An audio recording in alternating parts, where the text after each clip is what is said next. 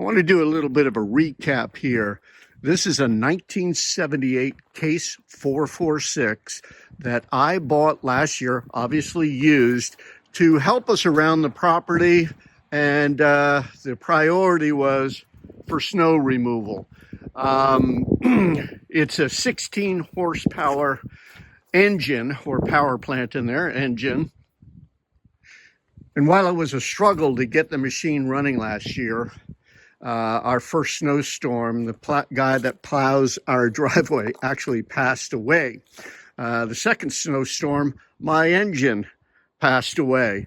This is a piston and a connecting rod. This is what it should look like. That's the connecting rod. And you can see that that connecting rod broke there. Also, this is the crankshaft, and you can see this is quite scored. So somewhere there was an issue inside the engine, and it became toast. So I spent the winter and spring and summer thinking about what I was going to do. I wasn't going to throw away this engine, this tractor. You just can't buy them. It's fully hydraulic, not hydrostatic. It's fully hydraulic, just like my Terramite is over there. They just don't make them like this anymore. I was told the parts to rebuild the original engine cost about $1,500, plus then it would be my time. It's not something that I do on a daily basis, so even though I'd have a new engine, new parts in it, I'd be looking over my shoulder. I'd also be looking over my old shoulder if I put a used engine in here. So what I finally decided to do is I found an individual, and I had been dealing with them last year, buying all sorts of parts to get this thing running. He had a new old stock 18 horsepower engine for this tractor, and supposedly it just fits right in there. The only difference in the 2 horsepower is the stroke of the piston inside the engine. Everything else is theoretically plug and play. When I committed to purchase the new engine, the seller told me you would check it all out, test it, and get it up and running. And again, it's kind of plug and play. Put it in, hook things up, and walk away. Some of you know what I went through to get this engine. It was, what is it, over 1,200 miles in 21 hours to get it. And all the promises that were made to me that would be done weren't. Crankshaft needed to be cut off to be able to fit the engine onto the frame.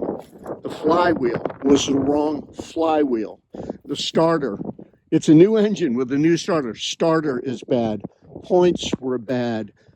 Timing wasn't set correctly. Carburetor wasn't set correctly.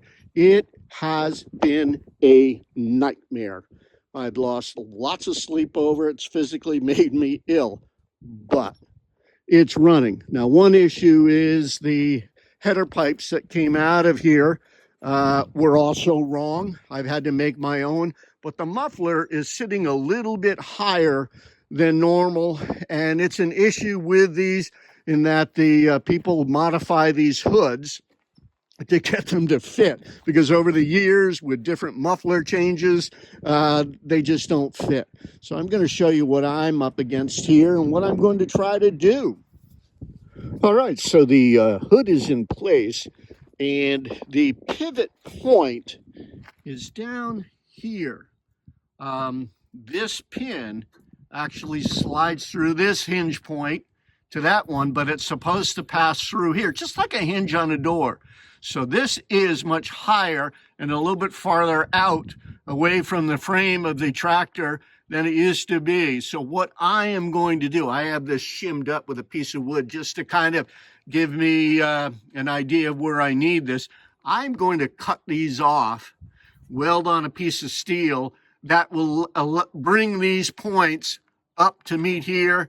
I'll be able to slide this pin through, and that'll be it on that little project. I still have some carburetor and possibly some timing issues, but I'm getting near the end. And I tell you what, I'm just going to be very, very grateful when this nightmare is over.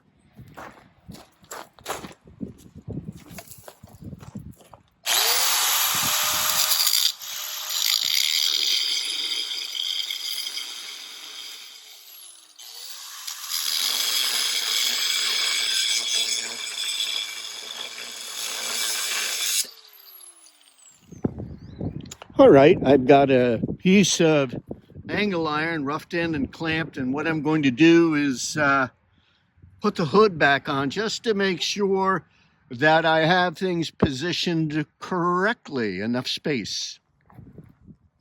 Okay, it looks like this will work. You can see where I'm kind of going with this. If I raise that up a little bit, I have space here to weld on those barrel ends, and then the pin can slide through. So the barrel ends will be welded to here, and then the piece of angle iron is welded to the frame. So in theory, I think everything will work out. I won't know until I'm done.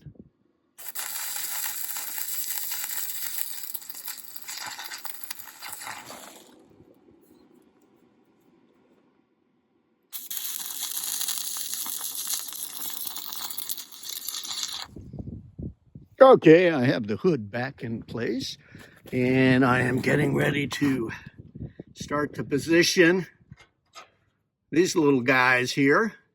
I am going to get the steel rod that goes through there and see if I can just tack these on, one on either side. The other one's here. It's still warm. I was grinding it down.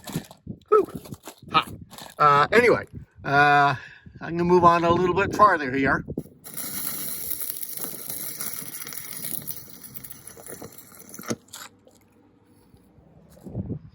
All right, I won't show you my welds because they're awful. You've heard of bubblegum welds. Well, yeah, I'm Joe Bubblegum Welder. But anyway, it looks like it's going to work. And lifts up and hinges. It's because it's being held a little bit farther forward, the stop that keeps the hood up down in there is also pushed forward, so it's just is barely balanced right there. I'm probably going to deal with that next year. I'll deal with it next year. I'm a little weary of this project. It's pretty much kicked my butt. I had to do some relieving here, but I will fill that back in again next year. The important thing is getting this ready for winter. I still have some timing and carburetor stuff to deal with, tighten up these wires, but yeah, the finish line is in sight and ready to go for the snowcaster or the plow. It's kind of a beast of a machine. 18 horsepower now, up from 16, and quite pleased. It's been a long, difficult journey, particularly with the engine I bought, and the promises made to me that such and such a stuff would be done never was. So I was taken advantage of. I'd let the seller know that. I'm not happy. But anyway, moving on. That's the important thing. All right, that's it.